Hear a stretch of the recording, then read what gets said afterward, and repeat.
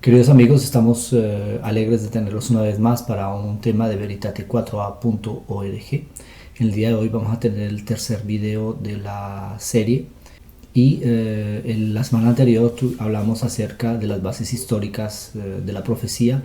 Tocamos dos profecías de tiempo, que son la profecía de Daniel 2 y Daniel 7, que son profecías paralelas, para explicar acerca de los reinos de este mundo, que es la base para comprender el tema que estamos tratando en esta serie.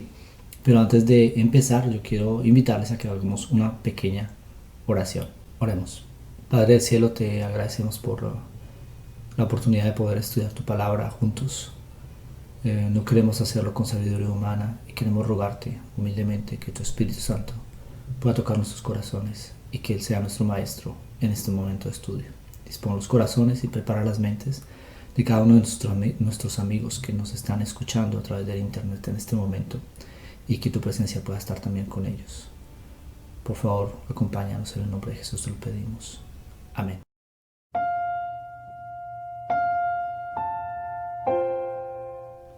La semana pasada en el tema 2 hablamos de las profecías de tiempo, y se vieron algunas cosas que tal vez para algunos de ustedes puedan ser un poquito complicadas. Es por eso que en el tema número 3 vamos a empezar con algunas bases. Pero antes de entrar en el estudio, yo quisiera llevarlos a meditar en un texto de Ellen G. de White. Un texto muy importante, ¿sí? Ese texto lo encontramos en Joyas de los Testimonios, ¿sí? Joyas de los Testimonios, tomo 1, página 571. Joyas de los Testimonios 1:571, y dice: Dios nos concede talentos para que los aprovechemos sabiamente, no para que abusemos de ellos. Ahora, aquí en G. White describe el objetivo de la educación. La educación es tan solo una preparación de las facultades físicas, intelectuales y morales para el mejor cumplimiento de todos los deberes de la vida. ¿Sí? Es decir, la educación nos lleva a ser más eficaces en los cumplimientos de los deberes de la vida. La lectura inapropiada imparte una educación falsa. El poder de resistencia, la fuerza y actividad del cerebro puede disminuir o aumentar de acuerdo con la manera en que sean usados. Yo no pretendo con lo que voy a decir criticar a nadie, porque si cuento mi testimonio, muchos saben que durante muchos años yo fui muy aficionado a las películas de ficción. Mismo siendo cristiano, siendo adventista, me gustaban las películas de ficción y tenía una gran colección.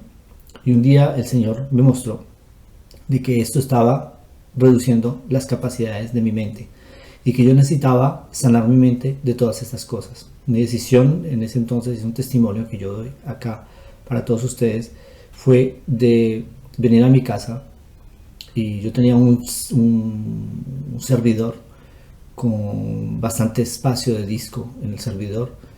Venir, conectarme en la computadora, entrar en el servidor y borrar toda mi colección de películas.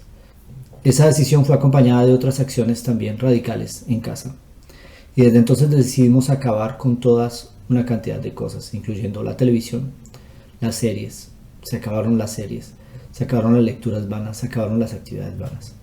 Decidimos consagrarnos a Dios y empezar a estudiar cosas y a ocupar nuestra mente en cosas que nos construyeran.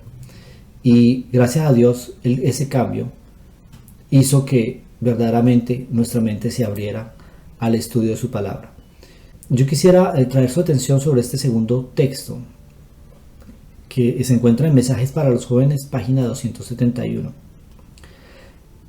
Miren lo que dice: la naturaleza de la experiencia religiosa de una persona se revela por el carácter de los libros que escoge para leer en los momentos desocupados. En el tiempo de Ellen G. de White no había la televisión, no había WhatsApp, no había Facebook, no había las películas, no había las computadoras, no había nada de los medios que nosotros tenemos para ocupar nuestra mente. Los medios que habían para ocupar la mente eran los libros, por eso ya habla de libros, pero este mensaje también se aplica y se extiende a todos los medios de comunicación modernos. Y dice que Para tener un estado mental sano y principios religiosos firmes, los jóvenes deben vivir en comunión con Dios mediante su palabra. Al señalar el camino de la salvación por medio de Cristo, la Biblia es nuestro guía hacia una vida más elevada y mejor. Contiene la historia y las biografías más interesantes e instructivas que se hayan escrito. Los que no hayan pervertido su imaginación con la lectura de novelas hallarán que la Biblia es el más interesante de los libros. ¿Sí? Entonces, yo con esto no quiero decir que seamos monotemáticos y que no hagamos ninguna otra cosa aparte del estudio de la Biblia. Hay muchos libros que pueden ser instructivos para la mente humana, pero con este texto el Señor nos está llamando a que nos concentremos en el estudio de su palabra.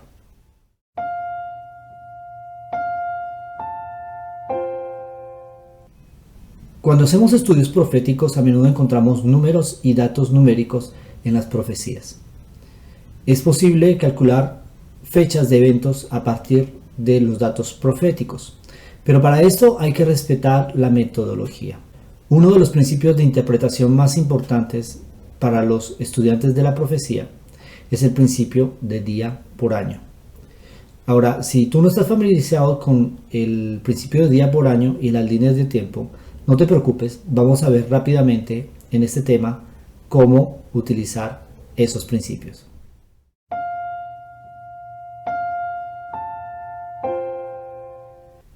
Día por año, un día por un año. Antes de empezar con este tema, yo quisiera explicar la base del día por año. El calendario actual es el calendario gregoriano. Nosotros tenemos un calendario solar hoy en día. Pero en el tiempo de la Biblia el calendario no era solar. El calendario era un calendario lunar. Los años no tenían 365 días como en nuestro calendario gregoriano. Los años eran de 360 días. Primer dato que debemos retener.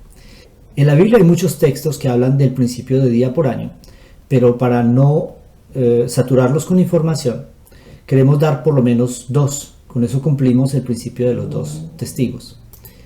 El primer texto lo encontramos en Ezequiel 4:6.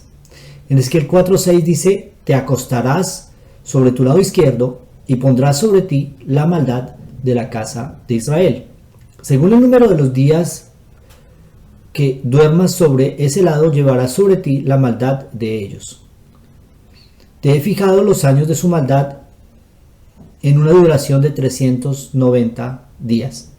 Durante esos días llevarás la maldad de la casa de Israel. Cumplidos estos días, te acostarás sobre tu lado derecho y llevarás la maldad de la casa de Judá 40 días. Día por año te lo he dado. Entonces, cuando Dios da este mensaje al profeta Ezequiel, le dice que tiene que dar una señal, hacer una parábola de lo que va a ser el castigo que va a caer sobre Judá y sobre Israel. Y en esta parábola, él tiene que hacer una acción durante un número determinado de días.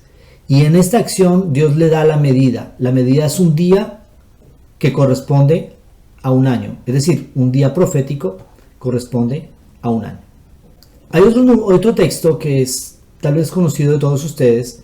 Lo encontramos en Números 33-34, que dice: y vuestros hijos andarán pastoreando en el desierto 40 años. Y ellos llevarán vuestras rebeldías hasta que vuestros cuerpos sean consumidos en el desierto. Conforme al número de los días, de los 40 días en que reconocisteis la tierra, llevaréis vuestras iniquidades 40 años, un año por cada día, y conoceréis mi castigo. Cuando el pueblo de Israel se acercó a la tierra prometida, ellos enviaron espías a la tierra de Canaán, que recorrieron la tierra durante 40 días. A su regreso, los espías, que eran 12, de esos 12, 10 dieron un reporte negativo de la tierra y desanimaron al pueblo. 2 de ellos, Josué y Caleb, dieron un reporte positivo. Dijeron que efectivamente la tierra estaba habitada por gigantes, pero que Dios era más poderoso que esos gigantes y que Dios les iba a ayudar. El pueblo decidió no escuchar a Josué y Caleb y escuchar a los que dieron el reporte negativo, y esto los llevó a cometer un pecado muy grave. El castigo fue un día por año. Un día de reconocimiento de la tierra representaría un año de castigo en el desierto. Una vez más, aquí Dios está anunciando una profecía de algo que va a suceder con el pueblo de Israel. Esa generación de 40 años sería castigada, y su castigo correspondería a día por año del tiempo que ellos habían reconocido la tierra de Canaán. Es decir, 40 días ellos habrían de vagar en el desierto, entonces 40 años.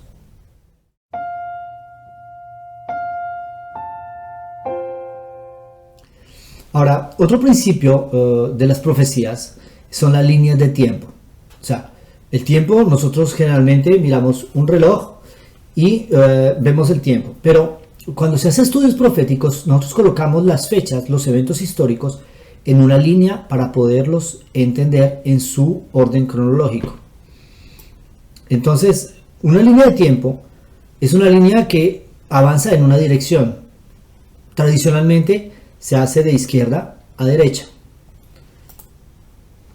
El año cero en una línea de tiempo es el punto de partida del que salimos hacia los positivos y del que salimos hacia los negativos en la dirección contraria. Ahora, en las líneas de tiempo matemáticas, estoy hablando, colocamos el año cero porque los números decimales, los números arábicos, empiezan con el 0 y después viene el 0, viene el 1, el 2, el 3 y el 4. En el sentido contrario iría el 0 y después del 0 el menos 1, menos 2, menos 3, menos 4. Bien, entonces podríamos colocar el año 1, el 2, el 3, el 4, el 5 y así hasta el 2001, 2017, etc. ¿Okay? Esos son los años después de Cristo.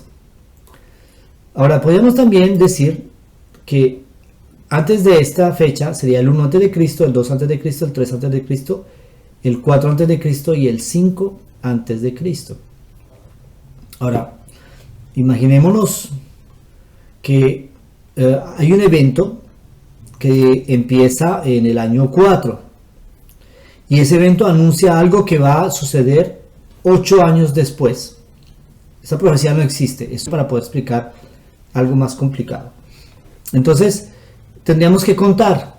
Si va 8 años adelante, entonces tenemos que contar 1, 2, iríamos en el año 2, 3 en el año 1, 4, año 0, 5, año 1, 6, año 2, 7, año 3, 8, año 4, entonces nos detendríamos en el año 4, ¿verdad? Entonces menos 4 más 8 nos daría 4 y entonces lógicamente caeríamos allí. Esta es una línea matemática. Ahora, una línea histórica funciona de una manera un poco diferente, pero básicamente nosotros usamos las líneas históricas en la mayoría de las profecías. Cuando se hacen cálculos de tiempo que pasan de antes de Cristo a después de Cristo, muchas personas utilizan la línea matemática. También funciona a condición de respetar ciertas reglas. Entonces, en la línea histórica, ¿cómo funcionan los años? El orden cronológico de los años empieza con el año 1 después de Cristo, es decir, el año 1 después de la fecha supuesta del nacimiento de Cristo. El año 2, 3, 4, 5, 2001, 2017, hasta el 2020. Y ahí en adelante también. Antes de Cristo, antes de que Cristo naciera, el año antes del nacimiento de Cristo es el año 1 antes de Cristo, el año 2 antes de Cristo, el año 3 antes de Cristo, el año 4 antes de Cristo y el año 5 antes de Cristo. Para los historiadores de la antigüedad esto no era un problema, porque sus cálculos los hacían en números romanos. Hay que saber que el sistema numérico romano no integra el número 0, entonces no existía. Pero cuando los números arábicos se generalizaron en el mundo, el año 0 apareció en las líneas matemáticas que después se usaron para calcular fechas históricas. Ahora, ¿cuál es el problema? Que si tenemos un evento que comenzó en el año 4 antes de Cristo y que me apunta a 8 años después, si yo cuento el año 4, al año 3 tengo un año, al año 2 tengo 2 años, al año 1 tengo 3 años, al año 1 después de Cristo tengo 4 años, al año 2 tengo 5 años, al año 3 tengo 6 años, al año 4 tengo 7 años y al año 5 tengo 8 años. Si yo coloco menos 4 más 8 me da 4, ¿verdad? Pero acabo de decir que la fecha cae realmente en el año 5. Si le agrego 1 me da 5. ¿Por qué se agrega 1? El 1 se agrega para corregir la presencia del año 0, que realmente nunca existió. El año 0 es un año que nunca existió. Entonces, cuando pasamos de fechas antes de Cristo a fechas después de Cristo, tenemos que agregar 1 en el cálculo para poder que no haya error en este tipo de cálculos. Este tema va mucho más allá, pero yo quiero enseñarles en este video el método básico, más simple, que les va a permitir a ustedes avanzar rápidamente en el estudio de las profecías.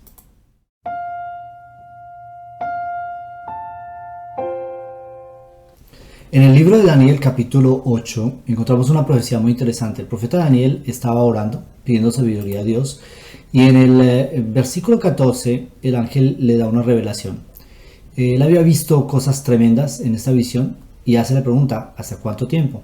Y entonces el ángel le responde, dice, hasta 2300 tardes y mañanas, luego el santuario será purificado.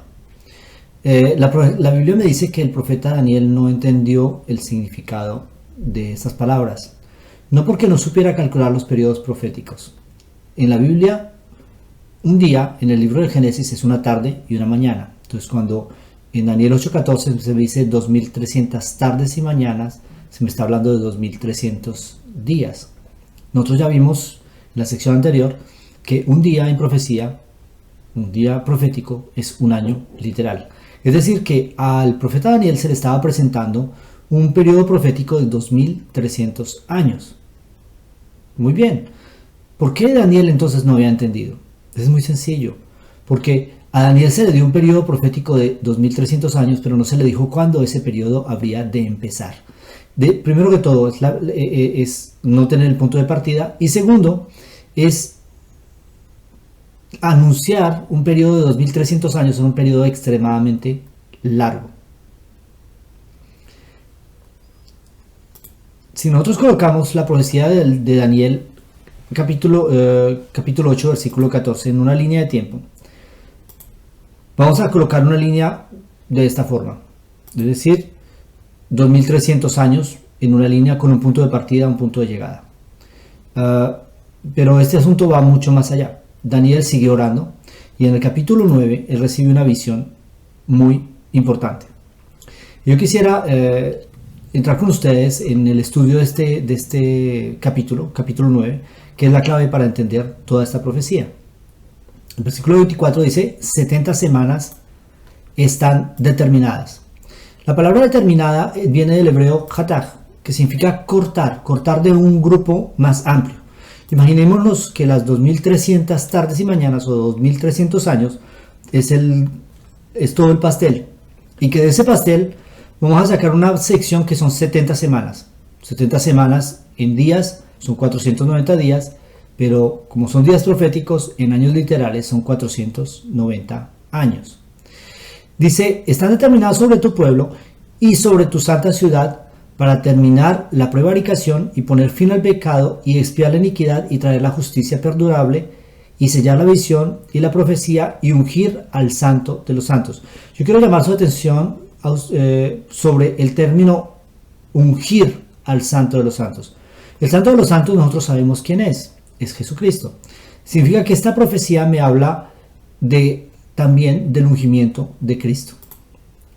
Ahora, el cálculo inicial de la profecía es de 70 semanas. 70 semanas son 490 años. Significa que este periodo empieza junto con las 2300 tardes y mañanas y se termina 490 años después. Es decir, que este periodo está dentro del periodo de 2300 años.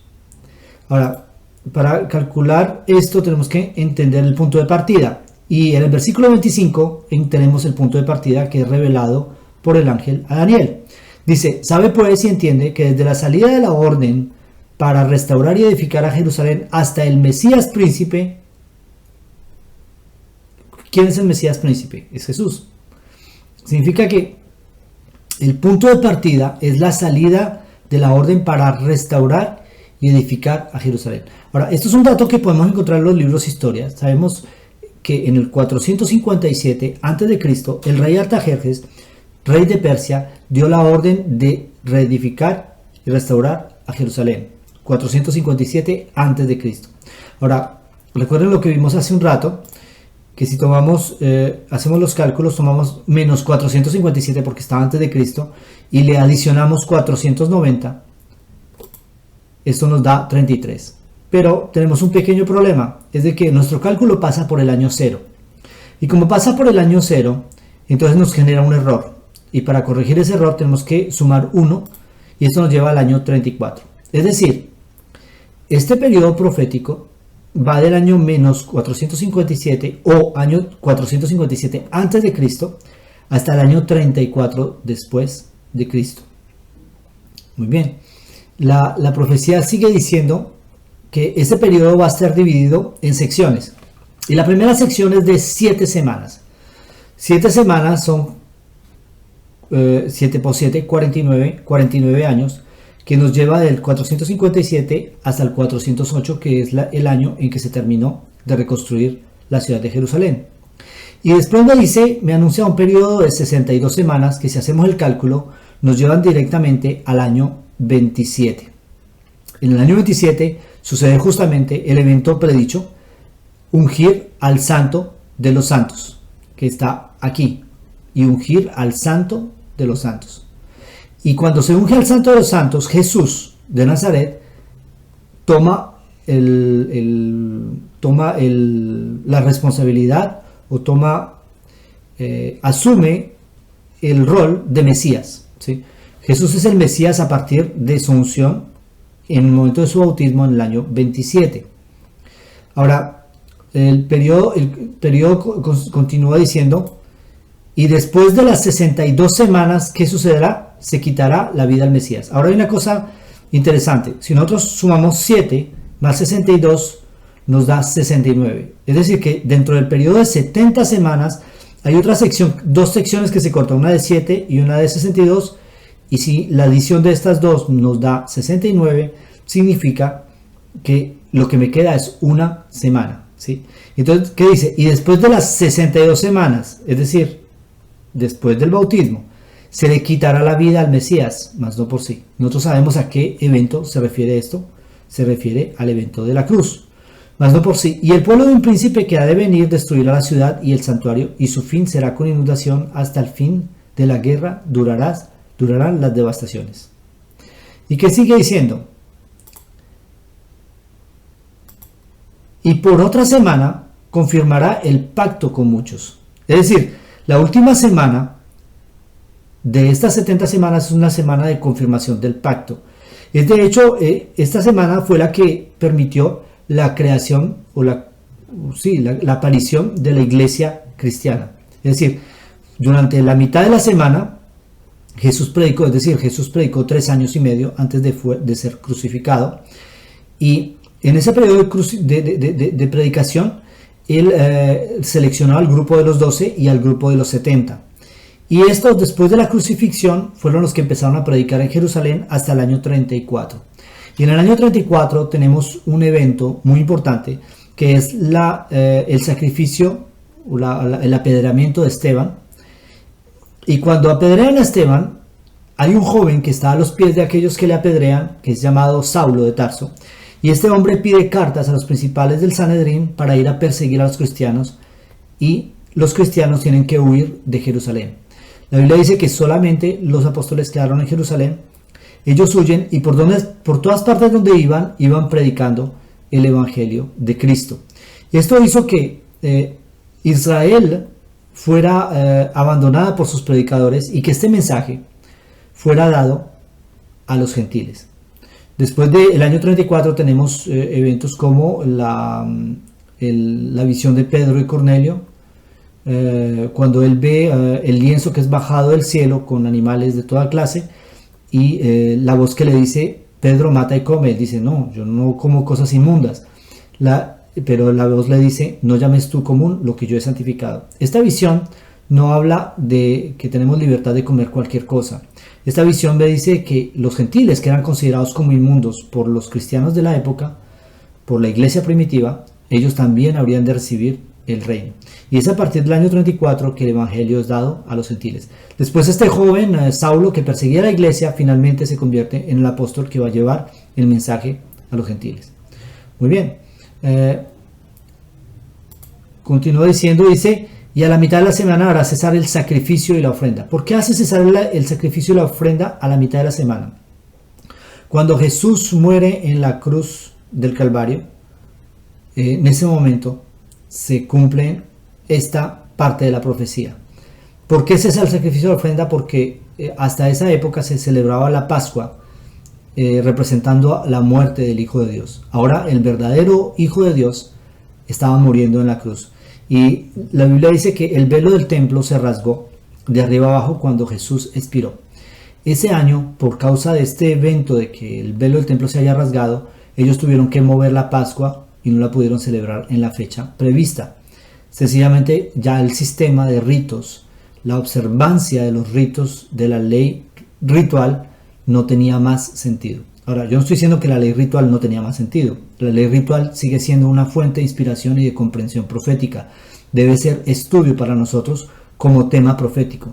Pero hoy en día ya no tenemos que sacrificar el Cordero Pascual porque la muerte de Cristo en la cruz nos dice que ya no tenemos que hacerlo. Nuestro verdadero Cordero de Pascua, nuestro verdadero Cordero que quita el pecado del mundo, ya murió en la cruz del Calvario y por sus méritos podemos ser salvos. En el año 34 es un fin de tiempo de gracia. Ahora, pero si tomamos el punto de partida de el 457 para la profecía de 2300 años, entonces hacemos menos 457 más 2300, llegamos hasta 1843. Si le sumamos 1 me da 1844, que fue la fecha en la que empezó el juicio investigador en el cielo. Es decir, el santuario que será purificado es la ejecución del rito de la expiación en el santuario celestial, y no a través de la sangre de machos cabríos, sino que Jesús mismo empieza a hacer expiación en el santuario celestial. Sobre este tema ya hemos publicado algunos videos en YouTube, los pueden encontrar también en el sitio de Veritat, y en los comentarios de este video les voy a poner el vínculo para que puedan ir directamente a esos videos. En este periodo se predica el mensaje del primero, segundo y tercer ángel, que es lo que permite a la iglesia adventista hoy en día entender de que somos un movimiento profético y que tenemos una misión particular de la parte de Dios. Esa misión particular es denunciar un poder que ha venido a llevar cautivos a las personas, pero no cautivos no solamente físicamente, en un tiempo sí físicamente, pero no solamente físicamente, sino a que pierdan la libertad de pensar y pierdan la libertad de estudiar libremente las escrituras. En las lecciones, en los temas siguientes, vamos a explicar más en detalle este aspecto. Entonces, que el Señor les bendiga. Quiero que nos despidamos con una pequeña oración. Oremos. Padre Santo, te damos gracias por este tema que hemos tenido. Te queremos rogar de que aquellos que lo van a estudiar a través del internet, que puedan tener la mente dispuesta, y que si tienen preguntas, que tengan la valentía de hacerlas, de dirigirnoslas, y que tú nos puedas dar la sabiduría y la humildad para poder responder con claridad. Por favor, acompáñanos a todos, ayúdanos como adventistas del séptimo día a cumplir el objetivo por el cual tú nos escogiste, y ayúdanos, Señor, a ser fieles a ti en todo.